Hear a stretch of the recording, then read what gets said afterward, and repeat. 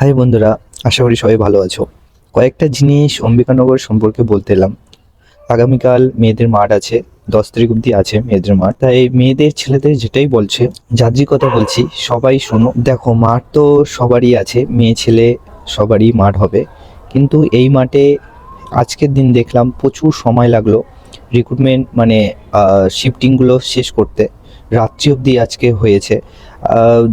যদি বলো সকালে যে টাইম মতো শুরু হয়েছে, কিন্তু প্রত্যেকটা একটা শিফট শেষ হওয়ার পর সেকেন্ড শিফট হতে যথেষ্ট সময় লাগছিল।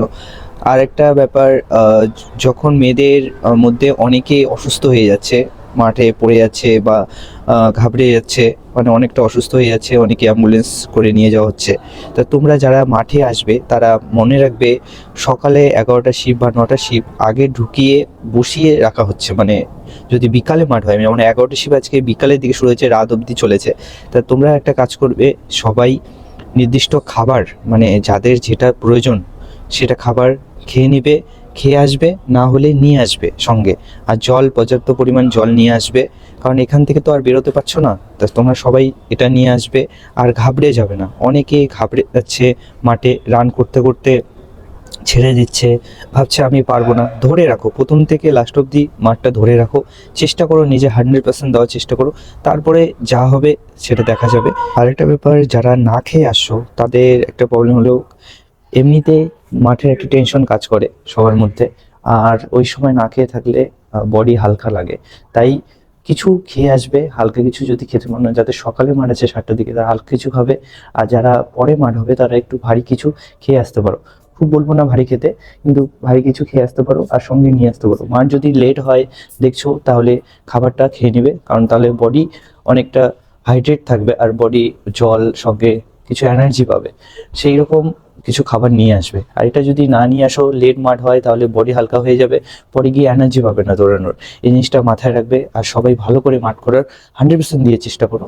মাঠ আশা করি সবার হয়ে যাবে। অ্যাডমিট কার্ডে যা ইনস্ট্রাকশন দেওয়া আছে সেই অনুযায়ী ডকুমেন্ট লাগছে, আর এক্সট্রা কোনো সেরকম ডকুমেন্ট লাগেনি। তোমরা অ্যাডমিট কার্ড ওয়াইজ নিয়ে আসবে, ওবিসি, এসসি, এসটি যাদের সার্টিফিকেট সেটা নিয়ে আসবে, আধার কার্ডে মাস্ট নিয়ে আসবে, আর জেরক্স কপি অবশ্যই নিয়ে আসবে।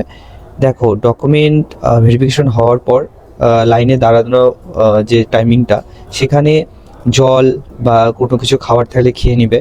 আর সময় টাইমিং লাগছে সেই অনুযায়ী তোমরা খাবার নিয়ে আসবে, এটা অবশ্যই নিয়ে আসবে। আর মেজারমেন্ট যদি কারো মানে একটু 19-20 হয়, যদি কারো ঠিকঠাক থাকে মনে হচ্ছে কিন্তু হচ্ছে না, কিন্তু রিকোয়েস্ট করবে, ওদের কাছে রিকোয়েস্ট করলে ওরা সেটা সময় দিচ্ছে।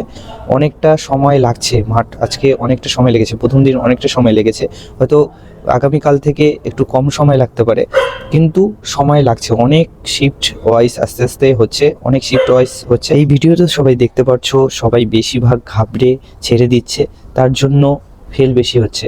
তোমাদের মাথায় রাখতে হবে, আমি যখন মাঠ করতে এসেছি আমার 100% দেবো, আর আমাকে কমপ্লিট করতেই হবে, আর এই রিক্রুটমেন্ট আমাকে নিতেই হবে।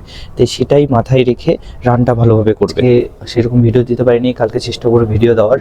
আর তোমাদের সবাইকে বলছি, তোমরা রানটা ভালো করে করো, আর ঘাবড়ে যাবে না। অবশ্যই ভালোভাবে রান করলে কিন্তু পাস করা যাবে। আগামীকাল আমি আপডেট দিয়ে দেবো কখন শুরু হচ্ছে, কখন শেষ হচ্ছে, আর কি প্রবলেম হচ্ছে। দেখো, এই মাঠে কিন্তু কিছুটা ঘাস আছে, তোমরা যদি কেউ খালি পায়ে রান করতে চাও রান করতে পারো, আর জুতো পরেও রান করতে পারবে। এখন আপাতত প্রথম দিকে কিছুটা ঘাস আছে, এই জিনিসটা মাথায় রাখবে। অনেকে সেটাতে একটু হয়তো অসুবিধা হতে পারে, সেটা তোমাদের একটা আপডেট দিয়ে দিলাম। আর বাকি আপডেটগুলো আমি পরের ভিডিওগুলোতে দেবো। তো ভালো থেকো, নিজে খেয়াল রাখো। জয় হিন্দ, জয় ভারত।